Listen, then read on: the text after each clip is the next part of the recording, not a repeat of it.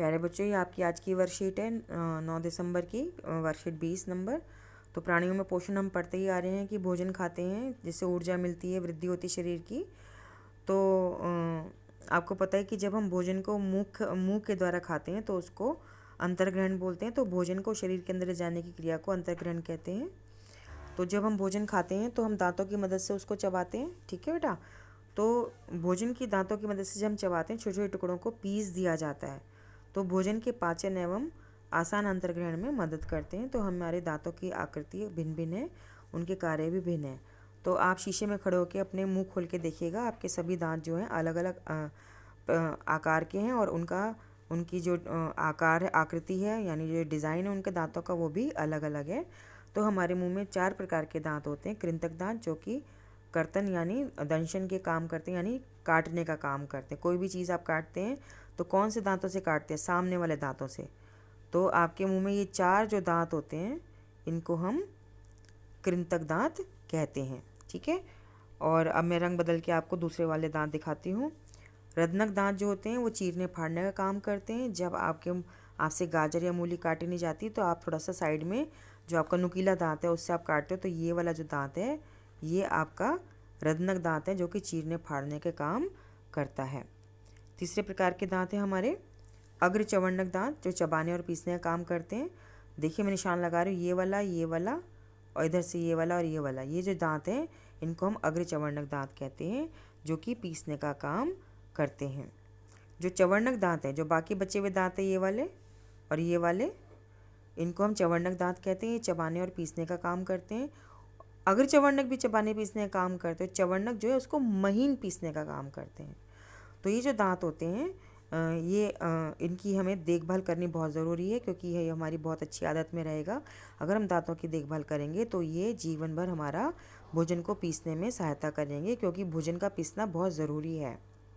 तो कैसे देखभाल करेंगे कि खाने के बाद आप दांत और मुंह साफ़ नहीं करेंगे तो मुख में अनेक हानिकारक जीवाणु वृद्धि करने लगते हैं।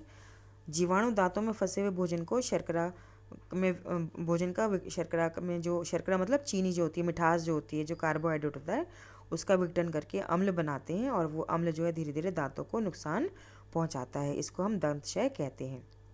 तो प्रतिदिन हमें कम से कम 2 बार ब्रश या दांतों से दांत साफ करने चाहिए, और कुछ भी खाने के बाद तुरंत कुल्ला करना चाहिए। अब मुंह में दांतों के अलावा आपको पता है थूक भी आता रहता है। तो बेटा जिसको हम थूक कहते हैं उसको विज्ञान में हम लार कहते हैं या लाला रस कहते हैं। तो जीभ के पीछे मांस की थैलीनुमा रचना होती है जो कि छुपी हुई होती है, उसको हम लाला ग्रंथि कहते हैं। तो लाला ग्रंथि का क्या काम हो गया? लाला रस का स्राव करना। तो लाला रस का क्या काम हुआ? लाला रस भोजन में उपस्थित मंड को शर्करा में बदल देता है। शर्करा माने चीनी, मिठास, याद रखेंगे।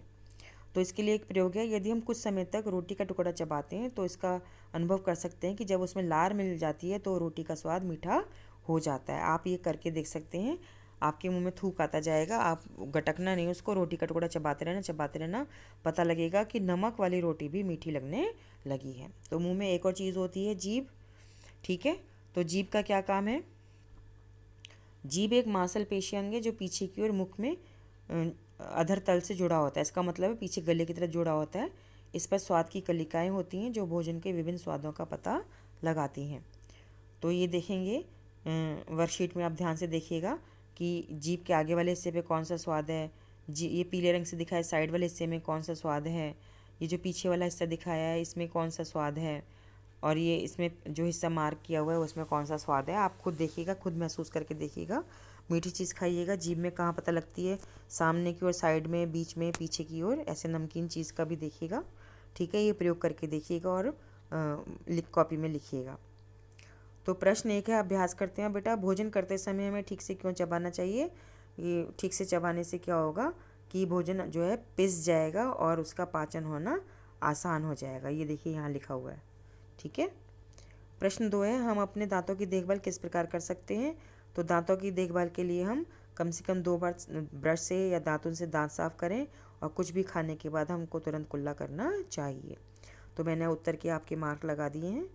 पहला प्रश्न ये हो गया, ठीक है, और ये दूसरा का हो गया उत्तर, ठीक है, ये दूसरे का उत्तर हो गया। तीसरा प्रश्न कहता है, निम्नलिखित में से प्रत्येक का एक कार्य लिखें। लाला ग्रंथि, तो लाला ग्रंथि का काम है लाला रस का स्राव करना। ठीक है, तो ये आपका उत्तर हो गया। जीभ का क्या काम है? जीभ पर स्वाद की कलिकाएं होती हैं जो विभिन्न भोजन के विभिन्न स्वादों को बताती है। चवन्ना का क्या काम हो गया? यहाँ से लिख देंगे चबाना एवं पीसना। लार का क्या काम लिखेंगे? यहाँ से लिख देंगे, मैं आपको अभी दिखाती हूँ। लार का काम हम लिखेंगे कि लार को हम लाला रस भी कहते हैं ना, तो लाला रस भोजन में उपस्थित मंड को शर्करा में बदल देता है। तो लाला ग्रंथि का तो हो गया लाला रस का स्राव करना, और जीभ का हो गया स्वाद बताना भोजन के विभिन्न भोजन का स्वाद में, चवन्नक का चबाना पीसना, और लार का काम हो गया मंड को शर्करा में बदल देना। ठीक है बेटा।